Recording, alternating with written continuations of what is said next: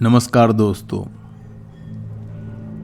आपके लिए मैं लेकर आया हूं ये कहानी। सुनी में आज एक काले जादू की कहानी जिसका नाम है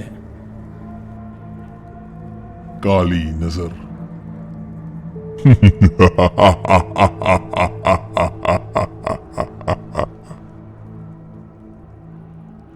अगर आपने हमारी चैनल को सब्सक्राइब नहीं किया है तो अभी कर लीजिए, क्योंकि आपको और नई नई रोमांचक कहानियां सुनने को मिलेगी। तो आइए शुरू करते हैं। हम सभी ने अपने जीवन में वशीकरण शब्द कहीं ना कहीं सुना ही है। आज हमारी कहानी गाजियाबाद में रहने वाले रोमिल के चाचा जी के परिवार की आप बीती है। इसका नाम रोमिल है और वो गाजियाबाद में रहता है। ये सच्ची घटना है उसके पड़ोस में रहने वाले उसके सगे चाचा जी के परिवार की। ये सिख समुदाय से है। 2016 में उनके पड़ोस में रहते चाचा जी, उनके माँ बाप और उनके 3 बच्चे, उनका सबसे बड़ा लड़का जिसका नाम गुरुदयाल था, वो 24 साल का था। उसके बाद उसकी बहन 20 साल की थी, उसका नाम अलका था। और फिर उनका सबसे छोटा बेटा जो 18 साल का था, जिसका नाम हनी था। बड़ा लड़का प्राइवेट जॉब करता था और बाकी दोनों छोटे बच्चे पढ़ते थे। बेटी ग्रेजुएशन कर रही थी और सबसे छोटा बेटा 12वीं में था। उनके सामने एक और परिवार रहता था जिसमें उनका एक 28 साल का बेटा था, उसका नाम अमन। वो लड़का रोज उसके घर पे पढ़ाने के लिए आता था। दोनों परिवारों में काफी बनती थी। अमन की अलका पर गंदी नजर थी और वो उसे पढ़ाना नहीं चाहता था। ये बात अलका जानती थी। अलका ये बात अपने माँ बाप को नहीं बता पाई। एक दिन सुबह 5 बजे उनके घर में शोर मच गया क्योंकि अलका घर पर नहीं मिली। सभी जगह ढूंढने के बाद भी वो नहीं मिल रही थी।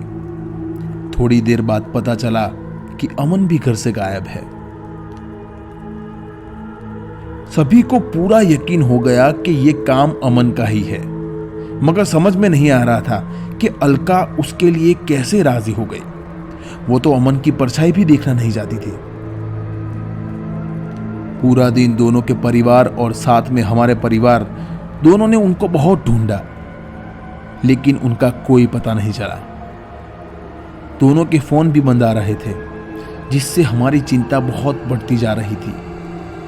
और रात को हार कर हमारे चाचा जी ने पुलिस में अमन अलका को ले गया है ऐसी शिकायत दर्ज करवा दी। 2 दिन गुजर गए, मगर अलका और अमन का कुछ पता नहीं चला। हमारे चाचा जी के परिवार में पंडित, मौलवी और कई लोगों से पूछा, मगर कोई सही से जानकारी नहीं दे पाया। किसी ने कहा कि अलका मर गई है, तो कोई कहने लगा अलका और अमन अब कभी नहीं आएंगे। फिर एक दिन भगत को घर बुलाकर अलका के बारे में पूछा गया तो उसने पहले अलका का कमरा देखा और उसके बाद कई सवाल किए और कहा कि अलका पर वशीकरण करके उसको ले जाया गया है। या तो वो अगले 3 दिनों में आ जाएगी, या अगर उस पर वशीकरण लगातार होता रहा तो वो फिर कभी भी नहीं लौटेगी। जब वो भगत ये सब बता रहा था, तब उसका छोटा बेटा हनी बीच में कई बार हंस पड़ा। इस बात से भगत को गुस्सा भी आया, मगर बस इतना कहकर वो भगत चाचा जी के घर से वो चला गया। अगले ही दिन पास वाले थाने से फोन आया और हमें आने को कहा। हमारा और अमन का परिवार भगत को लेकर वहां पर पहुंचे, मगर हमने हनी को घर पे ही छोड़ दिया। थाने में अलका और अमन दोनों बैठे थे और अलका अपने घर वालों को बुलाने के बाद भी उनके पास नहीं आ रही थी और कह रही थी कि मुझे अमन के साथ ही रहना है। फिर अलका के पिताजी ने अलका को रोककर, हाथ जोड़कर अपने परिवार का वास्ता देकर मनाना चाहा, मगर अलका का चेहरा पथरा गया था और उसमें जैसे कोई भावना ही नहीं बची थी। इसलिए पूरे परिवार के पैर पटकाने के बाद भी उसने पुलिस वालों को कहा कि मैं अमन के साथ ही रहना चाहती हूँ और मुझे मेरे घर वालों से खतरा है, इसलिए मैं अमन के साथ जा रही हूँ। अमन और अलका दोनों बालिग थे, इसीलिए पुलिस भी मजबूर थी और फिर पुलिस ने अलका और अमन को जाने दिया और साथ में अलका और अमन के परिवार से ये कहा, अगर इन दोनों की तरफ से कोई शिकायत आप दोनों के परिवार के खिलाफ मिलती है तो आपको मुश्किल हो जाएगी, इसलिए इनको अपनी जिंदगी जीने दीजिए। इतना सुनकर हमारा और चाचा जी का परिवार वापस घर आ गया। घर आए तो देखा कि हनी जमीन पर सारे कपड़े उतार कर लेटा है और एक तरफ कैंची पड़ी है और दूसरी तरफ उसके लंबे केश बाल कटे हुए पड़े हैं। मैंने उसके सीने पर सर रख कर देखा और गुरुदयाल भैया ने भी उसकी नब्ज दबा कर देखी। दोनों ही रुकी हुई थी। हनी मर चुका था। यह देखकर सबने रोना शुरू कर दिया। हनी के मम्मी पापा का तो रो रो कर बुरा हाल हो गया। वो बेचारे लड़की की जिद के आगे थाने जाकर भी हार गए और वो यहां पर आए थे और अब बेटा भी खो चुके हैं। जब हम थाने गए थे तो भगत को भी साथ लेके गए थे, तो वो हमारे साथ ही घर आए थे। उन्होंने ये सब देखा, अपने बैग से जल्दी ही एक भभूत निकाली और हनी को चटवाई और अगले ही पल हनी बैठ गया और जोर जोर से हिलाकर खेलने लगा। हनी बार बार कहता रहा, मुझे वापस क्यों बुलाया है? जल्दी बताओ, मुझे वापस क्यों बुलाया है? मैं इसको लेकर ही जाऊंगी, इसको लेकर जाऊंगी। भगत ने पूजा की सामग्री मंगवाकर जल्दी से पूजा शुरू कर दी और बार बार पूछता रहा कि तू कौन है? लड़के की क्या गलती थी? इसको छोड़ने का तू क्या लेगी? बता। ऐसा चलते हुए रात में 9 से 1 बज गया। फिर भी इतनी मुश्किलों के बाद जाकर वो शैतानी चीज बोली, मुझे 2 बोतल दारू और 1 किलो लड्डू अगर कल शाम 6 बजे तक नहीं मिले तो मैं इस लड़के को अपने साथ ले जाऊंगी और कोई ताकत मुझे रोक नहीं पाएगी।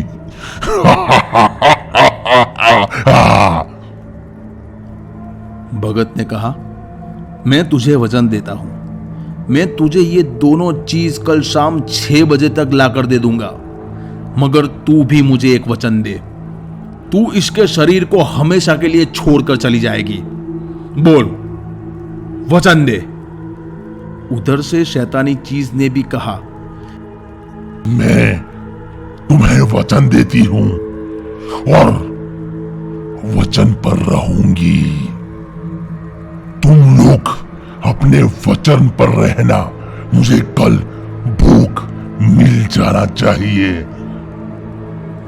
और इतना कहकर वो चीज हनी के सर से चली गई।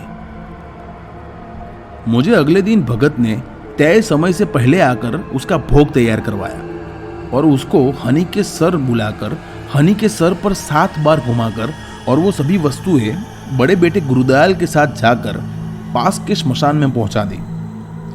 भगत घर आकर कहने लगा कि मुझे ऐसा लग रहा है कि जैसे आपके घर में किसी ने कुछ किया हुआ है। और ऐसा कहकर भगत पूरे घर में सबको लेकर घूमने और ढूंढने लगे। गुरुदयाल को घर में मेन गेट के चौखट के छोटे से छेद में घुसी एक पन्नी में लिपटी एक पुड़िया मिली, जिसको वो निकालकर भगत के पास ले आया। और भगत ने जब उस पुड़िया को सबके सामने खोला तो उसमें अलका के सूट का एक कपड़ा, सिंदूर, काले तिल, एक ताबीज, हनी की टी शर्ट का एक बहुत सा छोटा सा कपड़ा और एक शैतानी चेहरे का चित्र बना हुआ था। भगत ने यह सब देखा और कुछ देर अपनी माला लेकर ध्यान लगाया। फिर उसने ये सब हमें समझाना शुरू कर दिया। भगत ने कहा, अलका और हनी पर वशीकरण किया गया है। अमन ने किसी मौलवी से लेकर अलका को पाने के लिए उससे शादी करने के लिए ये सब करवाया है।